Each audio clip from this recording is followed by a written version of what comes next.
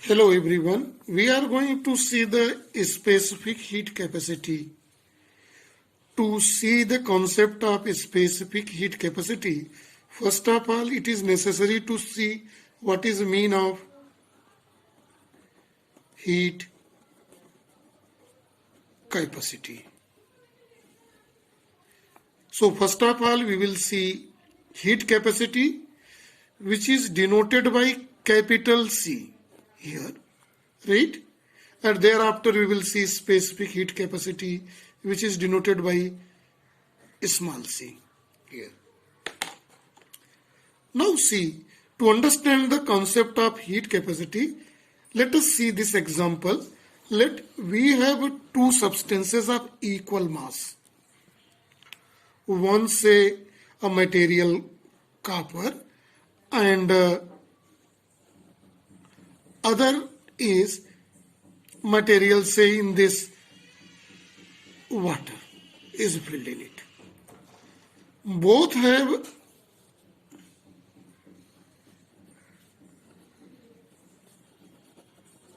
equal mass, and if you want to rise equal temperature of both, rise equal temperature of both. So we want to do both have equal mass, we are keeping up different material, and we want to rise the equal temperature in both. Suppose this is T degrees Celsius, right? Then you see it is experimental observation that different amount of heat is required. Different amount of heat is required, right, for this purpose. Now see one more thing. Equal mass, two different substance, equal mass we are taking, and we are increasing, want to increase the equal temperature of both, let T degrees Celsius. Then different mass is required. It indicates that, it gives that both have different heat capacity. Different heat capacity, right? Now see, they have different heat capacities. Why it is different heat capacities? Because when we heat the substance, the temperature of a substance rises, we know, right? And to increase the equal temperature different, and this when temperature increases, this heat is absorbed by the substance, molecule of the substance. In that condition, so it has both have a different capacity to absorb heat, so heat capacity is more different. That is why heat capacity is mathematically defined as,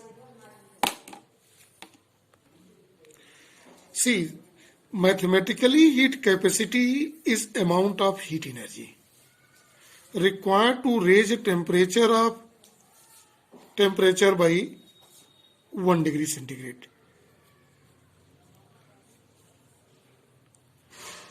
of a body, so of a substance. 1 degree Celsius, or we may say 1 Kelvin. By this is, since heat capacity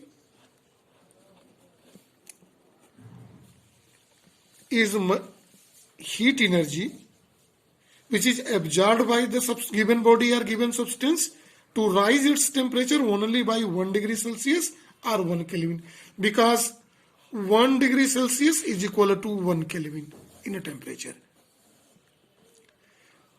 or change in temperature in degree Celsius is equal to change in temperature in Kelvin. Both are the same, right? Now see, for the formula, specific heat capacity is denoted by capital C, and it is heat energy by rise in temperature.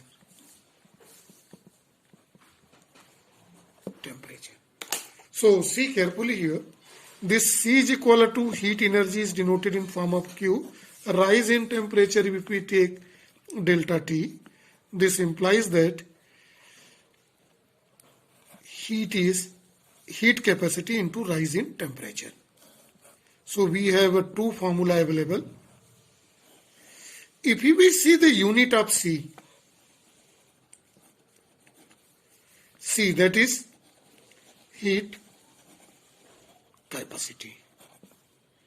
So for unit of heat capacity, see this unit, heat energy, joule, rise in temperature per degree Celsius, joule per Kelvin, can maybe, right, calorie per degree Celsius. Calorie is also unit of special unit of heat energy per Kelvin. We may write in kilocalorie, larger unit of heat per degree Celsius, or kilocalorie per Kelvin. So these are the unit of heat capacity in various ways. Here in this, one more thing we can retain. 1 calorie per degree Celsius is equal to 4.2 joule per degree Celsius, or when we keep Kelvin here is a Kelvin, or 1 calorie, 1 kilocalorie is equal to 1000 calorie. If we take per degree Celsius, it is also per degree Celsius. So these are the relations between calorie and joule and kilocalorie and calorie. Now, specific heat capacity related with the heat capacity with one difference only. Same like as heat capacity, specific heat capacity small c is also amount of heat required to increase the temperature of unit mass of substance by 1 degree Celsius. So unit mass is also included here. So in that condition, specific heat capacity C can be written as amount of heat Q by mass into rise in temperature. See, this is. Or Q can be written as MC, this is a small c, delta T, rise in temperature. Amount of heat is equal to mass of substance into specific heat capacity into rise in temperature. When we talk about the unit of this, so its unit becomes joule. If you take this in the MKS system, kilogram per degree Celsius. If it is high value, it is also measured in joule per gram degree Celsius. Joule per kg per degree Celsius. So this is so per, if you do per, it is in same way.